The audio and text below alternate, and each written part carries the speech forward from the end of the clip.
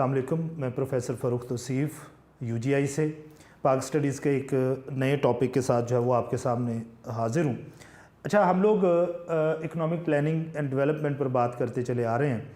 जो हमारा पिछला लेक्चर था उसमें हम लोगों ने इकोनॉमिक प्लानिंग एंड डेवलपमेंट की जो इम्पोर्टेंस है, जो मुआशी मनसूबाबंदी और तरक्की की जो अहमियत है उस पर डिस्कशन की थी। उसमें हमने बहुत सारी चीज़ें देखी थी कि अगर इकोनॉमिक प्लानिंग होती है तो उससे हमारे लिए कौन से बेहतर मौक़े या बेटर अपॉर्चुनिटीज़ जो हैं वो पैदा हो सकती हैं। फिर उसके बाद हमने इंफॉर्मेशन टेक्नोलॉजी, फिर कुदरती वसाइल जो हैं इन हवाले से भी ज़िक्र कर रखा है। हमारा जो ये वाला टॉपिक है इसमें हमने जो दो हमारे मेजर सेक्टर्स हैं, जो दो हमारे बड़े शोबे हैं, उनमें डेवलपमेंट या उनकी तरक्की के बारे में हम लोगों ने डिस्कशन करनी है। पहली चीज़ एग्रीकल्चरल डेवलपमेंट या ज़राई तरक्की है। अब ये बात हमने याद रखनी है कि पाकिस्तान चूँकि उन ममालिक में, उन कंट्रीज़ में जो है वो शुमार किया जाता है जो एग्रो इकॉनमी रखते हैं, जिनकी इकॉनमी की बेस जो है वो एग्रीकल्चर है। तो फिर हर सूरत में हमारे लिए जो हमारी सबसे बेहतर या सबसे पहली जो हमारी राय होनी चाहिए वो इंडस्ट्री के बारे में सबसे पहली एफ़र्ट हमारी जो है वो एग्रीकल्चर या ज़राअत के बारे में होनी चाहिए, क्योंकि आप एग्रो इकॉनमी रखने वाले हैं और हम लोग दुनिया का मोस्ट फर्टाइल लैंड जो है उसको होल्ड करते हैं। दुनिया की सबसे ज़रखेज़ ज़मीन Indus valley, upper Indus plains and lower Indus plane जो है इनको हम लोग रखते हैं। दरिया सिंध का बलाई मैदान और दरिया सिंध का ज़ीनी मैदान ये हमारे पास है और ये कहा जाता है कि दुनिया की ज़रखेज़ तरीन जो इलाके हैं, मोस्ट फर्टाइल लैंड्स हैं, उनमें से एक है। तो फिर हमारे लिए तो ऑलरेडी अल्लाह ताला ने जो कि सबसे ज़रखेज़ ज़मीन रखी हुई है, फिर यहाँ पर दरिया फरावानी से बहते हैं जिसकी वजह से हमारे लिए कोई इश्यूज़ जो हैं वो होने नहीं चाहिए, लेकिन उसके बावजूद एग्रीकल्चरल सेक्टर में हमारे पास मसाइल हैं। अगर हम लोग एग्रीकल्चरल सेक्टर के उन मसाइल को हल कर लेते हैं और कोशिश ये करते हैं कि उसमें डेवलपमेंट के लिए हम लोग काम कर सके तो बेहतर हो सकता है। हमने इसमें ये पहले तो हिस्से में ये देखना है कि इससे हमें क्या क्या चीज़ें जो हैं वो हासिल होती हैं। फिर इसके बाद जो अगला हिस्सा है इसमें हम लोग डिस्कशन ये करेंगे कि हम किस तरह से एग्रीकल्चरल सेक्टर को इम्प्रूव कर सकते हैं। पहले हिस्से में हमें उससे क्या कुछ हासिल होता है, हम उससे क्या बेहतर जो है वो चीज़ें हासिल करते हैं, वो हमारे लिए अहम क्यों है। देन उसके बाद हम लोग जो आखिरी वाला पोर्शन है उसमें डिस्कशन करेंगे कि आप इसको इम्प्रूव कैसे कर सकते हैं, इम्प्रूवमेंट की तरफ, डेवलपमेंट या प्रोग्रेस की तरफ कैसे ले जा सकते हैं। पहली चीज़ ग़िज़ा की फ़राहमी, अवेलेबिलिटी ऑफ फूड। ज़राअत जो है वो इंसान की जो बुनियादी खुराक की ज़रूरियात हैं उसको पूरा करती हैं। हमारी जो बेसिक नीड्स होती हैं फूड से रिलेटेड वो हमें ज़राअत से ही हासिल होती हैं। पाकिस्तान एग्रो इकॉनमी रखता है। हमारी जो इस्तेमाल होता है फूड, वो प्राइमरी फूड के तौर पर हम लोग गंदम को, वीट को इस्तेमाल करते हैं। तो पाकिस्तान उन बड़े ममालिक में से एक है जो गंदम बहुत बड़े लेवल पर प्रोड्यूस करते हैं, तो हमें यहीं से हासिल होता है। अब इसमें आप देखें कि आपको कॉर्न, राइस, वीट, बारलेस, ये सारा कुछ इसी इंडस्ट्री से हमारे पास आता है, ज़राअत से हमारे पास आता है।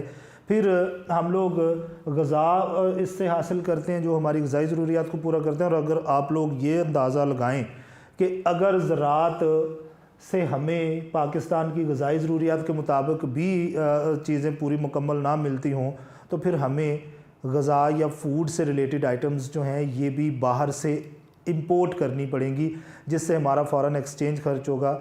जो हमारे रिज़र्व्स हैं फ़ॉरेन एक्सचेंज के हमारे पास जो मौजूद हैं वो डेफिनेटली जो है वो कम होते चले जाएंगे। दूसरी चीज़ कैश क्रॉप्स हैं, नकदावर फसलें हैं। कुछ फसलें ऐसी होती हैं जिनको आप लोग डायरेक्टली जो हैं वो फूड के तौर पर इस्तेमाल नहीं करते हैं, बल्कि उनको मार्केट में सेल करके हम लोग जो हैं वो पैसे कमाते हैं। वो कैश क्रॉप्स या नकदावर फसलें जो हैं वो कहलाती हैं। इसमें सबसे अहम फसल शुगर केन, गन्ना, कॉटन या कपास है। ये दो फसलें पाकिस्तान में जो है वो बहुत बड़े लेवल पर प्रोड्यूस होती हैं और हम इनसे बनी हुई चीज़ें या इनको रॉ फॉर्म में बाहर ایکسپورٹ بھی کرتے ہیں. تو ہم نے یہ دیکھا ہے کہ یہاں سے ہمیں وہ فصلیں بھی حاصل ہوتی ہیں جو ہم لوگ غذا کے طور پر استعمال کرتے ہیں, یعنی یہ ہماری غذائی ضروریات کو بھی پورا کرتا ہے سیکٹر, اور اس کے ساتھ ساتھ ہم لوگ یہاں سے فصلیں بیچ کر جو ہیں وہ اپنے اخراجات یا اپنے ایکسپینس بھی پورے کرتے ہیں.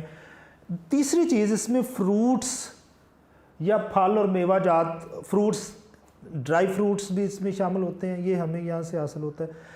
پاکستان دنیا کے اس خطے میں واقع ہے جہاں پر جو فروٹ ہے اس کی چند قسمیں دنیا میں بہت بڑے لیول پر پروڈیوس بھی ہوتی ہیں, اور ان کی کوالٹی بھی دنیا کے دوسرے ممالک سے کہیں بہتر ہے, اور لوگ یہ کوشش کرتے ہیں کہ انہی کو استعمال بھی کیا جا سکے, جیسے مینگو, آم, اسی طرح سے سٹرس فروٹ جو ہے, اورنج فیملی سے تعلق رکھنے والے جتنے بھی فروٹس ہیں, اسی طرح سے ایپل ہے, اخروٹ ہے, نٹس ہیں, یہ سارا کچھ جو ہے یہ پاکستان میں پروڈیوس ہوتا ہے, اور بہت بڑے لیول پر ہوتا ہے, کوالٹی بہت اچھی پروڈیوس ہوتی ہے.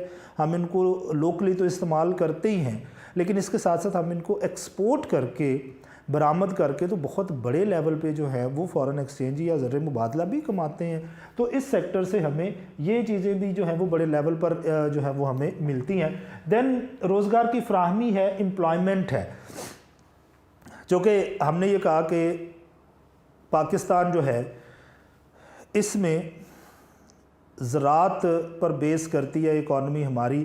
تو ہمیں ایک چیز اور یاد رکھنی چاہیے کہ 60 سے 70% کے قریب پاکستان کی جو پاپولیشن ہے نا, 60 to 70%, یہ ہماری جو پاپولیشن ہے, آبادی ہے, وہ زراعت سے ریلیٹڈ ہے, ایگریکلچرل سیکٹر میں یہ کام کرتی ہے. اگر ہم لوگ ایگریکلچرل سیکٹر کو مزید ڈیولپ کر لیں تو ایگریکلچرل سیکٹر جو ہے وہ ہمارے لیے مزید جو ہے وہ جابس اپرچونٹیز جو ہیں وہ کریٹ کرے گا. ہمارے پاس روزگار کے نئے مواقع جو ہیں وہ اس سیکٹر میں پیدا ہو سکتے ہیں. ہم لوگ بہت سارے لوگوں کو اس انڈسٹری میں کھپا سکتے ہیں, اس سے ریلیٹڈ انڈسٹریز لگائی جا سکتی ہیں. یعنی جو خالی زراعت ہے وہی پاکستان میں بہت سارے لوگوں کو امپلائمنٹ جو ہے وہ ابھی بھی دیے ہوئے ہے, اور اگر ہم اس کو بہتر طریقے سے ڈیولپ کر سکیں, اس میں ماڈرن مینز استعمال کر سکیں, تو اس میں مزید ڈیولپمنٹ کے چانسز جو ہیں وہ موجود ہیں, اور امپلائمنٹ میں اضافہ ہوگا.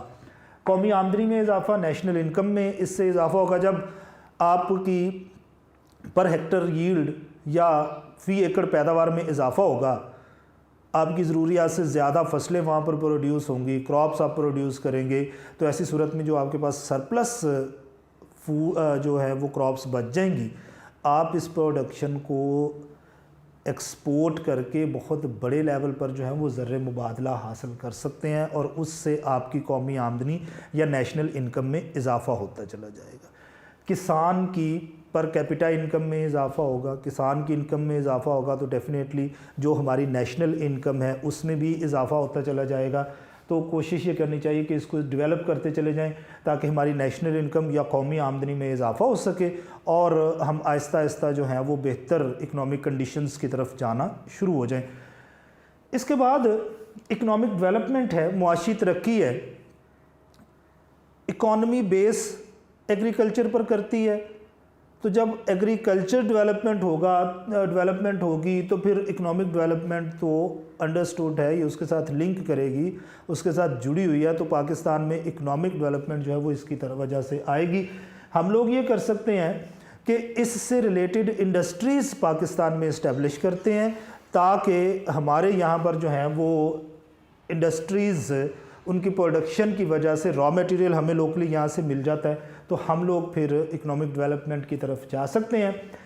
اب ہم نے یہ دیکھنا ہے کہ ہم لوگ یہ جو اکنامک ڈیولپمنٹ یا معاشی ترقی کا ذکر کر رہے ہیں ایگریکلچرل سیکٹر کے تھرو, ہم کون سے کام کریں, کون سے مینز جو ہیں ان کو اڈاپٹ کریں تاکہ ہماری جو ایگریکلچرل سیکٹر ہے اس میں ڈیولپمنٹ میں اضافہ ہوتا چلا جائے.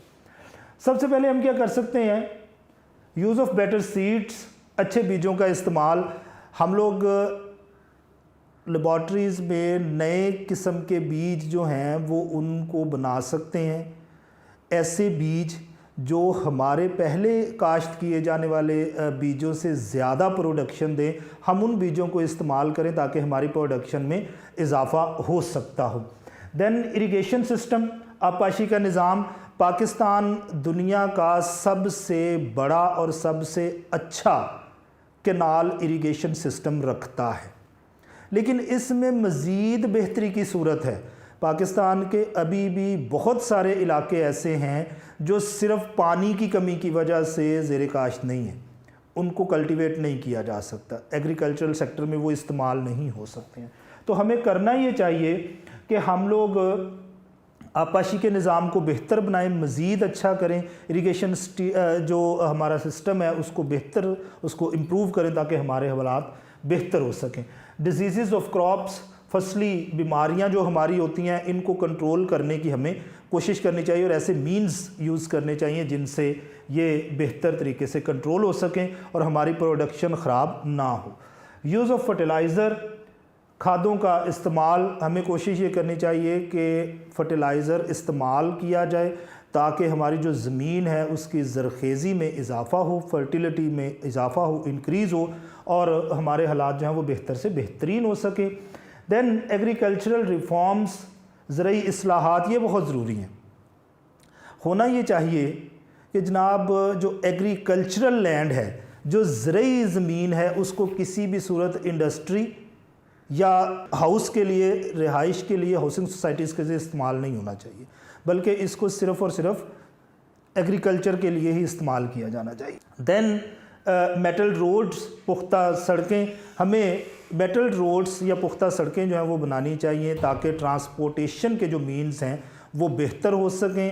ہم لوگ جو ایگریکلچرل پروڈکشن کرتے ہیں وہ پروڈکشن آسانی کے ساتھ جو ہے وہ پہنچ سکتی ہو مارکیٹس تک. ایجوکیشنل فیسلٹیز، تعلیمی سہولیات، ہر صورت میں ہمیں تعلیمی سہولیات جو ہیں وہ ایگریکلچر سے ریلیٹڈ لوگوں کو جو ہیں وہ پروڈیوس کر کے دینی چاہیے، ان تک پہنچانی چاہیے تاکہ لوگ ایگریکلچرل سیکٹر میں جو ہے وہ بہتر طریقے سے پرفارم کر سکتے ہوں. دین واٹر لاگنگ اینڈ سیلینٹی، سیم اور تھور جو ہے اس پر قابو پانا چاہیے. یہ زمین کی بیماریاں ہیں، لینڈ ڈیزیزز ہیں دونوں کی دونوں، اور یہ ایک دوسرے کے ساتھ انٹر لنک کرتی ہیں.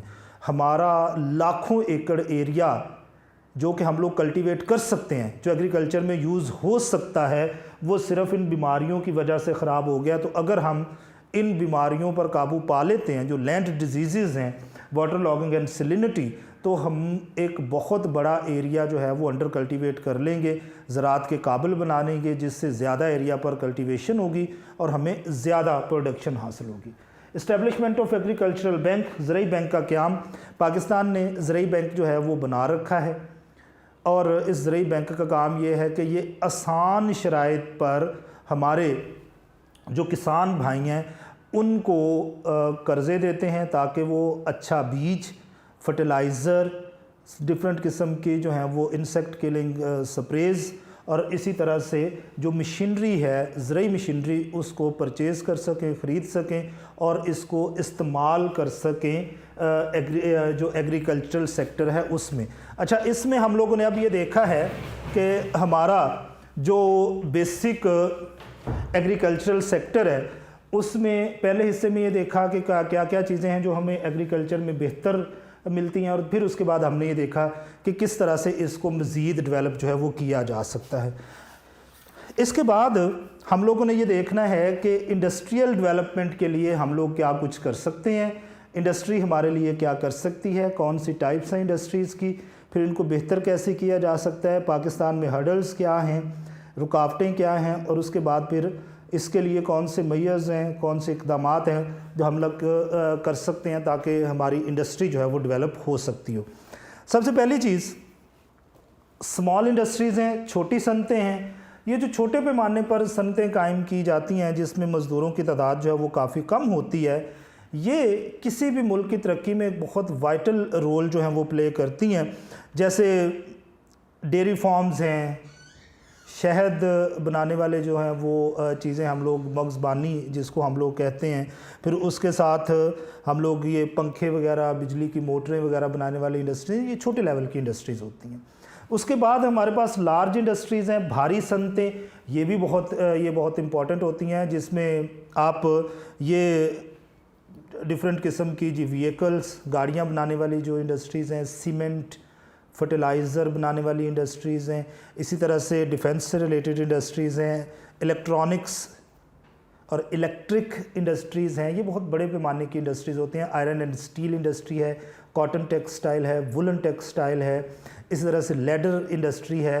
ان کو ہم لوگ ڈیولپ کر کے تو اپنی پر کیپیٹا انکم میں اضافہ کریں گے اور اس کے ساتھ ساتھ ہماری نیشنل انکم میں بھی اضافہ ہوگا. ڈیفنس انڈسٹری ہے، دفاعی انڈسٹریز ہے. ہم جانتے ہیں کہ آج کل دنیا میں دفاع سے ریلیٹڈ بہت سارے مسائل کا ہم لوگوں کو سامنا کرنا پڑتا ہے. تو اگر ہماری ڈیفنس انڈسٹری جو ہے وہ مکمل ڈیولپ ہوگی، ترقی یافتہ ہوگی اور ہم اپنے ڈیفنس سے ریلیٹڈ تمام چیزیں پاکستان میں ہی پروڈیوس کر لیں گے تو ہم ایک بہت بڑی مقدار جو ہے وہ فورن ایکسچینج کی یا زر مبادلہ کی وہ بچا سکتے ہیں. مینز آف ٹرانسپورٹیشن، ذرائع نقل و حمل انڈسٹری کے لیے ضروری ہوتا ہے را مٹیریل، اور را مٹیریل انڈسٹری تک پہنچنے کے لیے ٹرانسپورٹیشنل مینز کی ضرورت ہوتی ہے. اسی طرح سے جو فنشڈ گڈز ہیں وہ انڈسٹری سے لے کے ڈفرینٹ مارکیٹس تک پہنچانی ہوتی ہیں، اس کے لیے بھی ٹرانسپورٹیشنل مینز کی ضرورت ہوتی ہے. تو اگر ذرائع آمد و رفت اور مینز آف ٹرانسپورٹیشن جو ہیں یہ بہتر نہیں ہوں گے، ترقی یافتہ نہیں ہوں گے تو ہمارے لیے معاملات خراب ہوں گے. ان کو ڈیولپ ہونا ضروری ہے. مینز آف کمیونیکیشن، ذرائع مواصلات، یہ اہم چیز ہے ہمارے لیے، کیونکہ یہ جو ذرائع مواصلات ہیں اس کے ذریعے ہم لوگ کیا کرتے ہیں کہ ایک تو اپنی پروڈکٹس کی جو ہے وہ ایڈورٹیزمنٹ کرتے ہیں، مشہوری کرتے ہیں، اور دوسرا ہم لوگ ان کے ذریعے جو ہیں وہ اپنی انڈسٹری کی ڈیولپمنٹ کے لیے کام کرتے ہیں. ای کامرس ہے، ٹیلی فون، ٹیلی ویژن، ریڈیو، اخبارات ہیں، نیوز پیپرز وغیرہ، ٹیلی گراف ہے، اس طرح سے ای میلز وغیرہ ہیں، یہ ہم لوگ استعمال کرتے ہیں اس کی ڈیولپمنٹ کے لیے. اچھا، اب ہم نے یہ دیکھنا ہے کہ صنعتی ترقی یا انڈسٹریل ڈیولپمنٹ کے لیے کون سی چیزیں جو ہیں وہ لازمی ہوتی ہیں. پہلی چیز،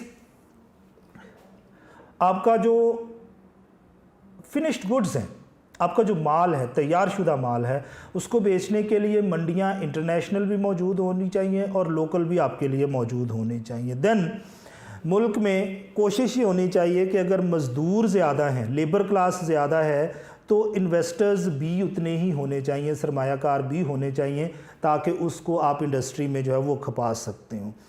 اب دوسری چیز، آپ انڈسٹریل ڈیولپمنٹ کے لیے انڈسٹریل پلاننگ کرتے ہوئے اس چیز کا خیال رکھیں کہ کون سی انڈسٹری آپ کے ملک میں بہتر اسٹیبلش ہو سکتی ہے. پھر آپ لوگ اسکلڈ پرسنز، ہنرمند لوگ جو ہیں ان کی تعداد میں اضافہ کریں تاکہ ان کو انڈسٹری میں استعمال کیا جا سکتا ہو. دین آپ لوگ یہ کوشش کریں کہ جو آپ کا انٹرنیشنل بیلنس آف پیمنٹ ہے وہ ٹھیک ہونا چاہیے. اس کی راہ میں حائل رکاوٹیں کون کون سی ہیں، کون کون سی ہرڈلز ہیں، پرابلمز ہیں، جو ہم اس کا ذکر بھی تھوڑا سا کر لیتے ہیں. اچھا، ایک تو یہ کہ ہمارے اوپر دوسرے ممالک اور جو انٹرنیشنل ادارے ہیں ان کا بہت سارا قرض ہے، تو ہم اپنی قومی آمدنی کا زیادہ تر حصہ جو ہے اس قرض کو اتارنے میں لگا دیتے ہیں. ہمارے پاس کچھ بچتا ہی نہیں ہے تاکہ ہم انڈسٹریل ڈیولپمنٹ میں استعمال کر سکتے ہوں. ہمارا بجٹ ہمیشہ ڈیفیسٹ میں ہوتا ہے، بجٹ خسارے میں رہتا ہے، ہم اس خسارے کو پورے کرنے کی کوشش کرتے رہتے ہیں، ڈیولپمنٹ کے لیے کچھ بچتا ہی نہیں ہے. پھر ہمارے پاس سرمایہ کی قلت ہے، کیپٹل کم ہے. پھر ٹیکنالوجی ہمارے پاس بہت کم ہے، ہم ٹیکنالوجی کو انڈسٹری میں استعمال کرنے کی کوشش ہی نہیں کرتے ہیں. پھر ہم لوگ یہ کوشش کرتے ہیں کہ صنعتی ترقی، اس پر ڈیولپمنٹ کرنے کی کوشش ہمیشہ سے کم ہوئی ہے. زراعت پر کوشش زیادہ ہوئی ہے، اس کی نسبت اتنی نہیں ہوئی جتنی زراعت میں ہونی چاہیے تھی، لیکن انڈسٹری کی نسبت جو ہے وہ کافی کم ہوئی ہے. آبادی تیزی سے بڑھ رہی ہے، انڈسٹری میں اتنی جابس آپ کے لیے ہیں نہیں.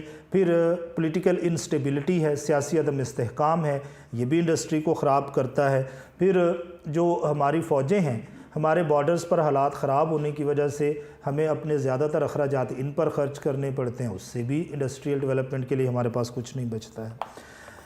اچھا، پھر ہوتا یہ ہے کہ ہمارے پاس نہ انٹرنیشنل مارکیٹس ہیں اور نہ ہی لوکل مارکیٹس ہیں اپنی پروڈکشن کو سیل کرنے کے لیے، یہ بھی کافی کام خراب کرتی ہیں. مینز آف ٹرانسپورٹیشن ہمارے پاس اپ ٹو دا سٹینڈرڈز نہیں ہیں.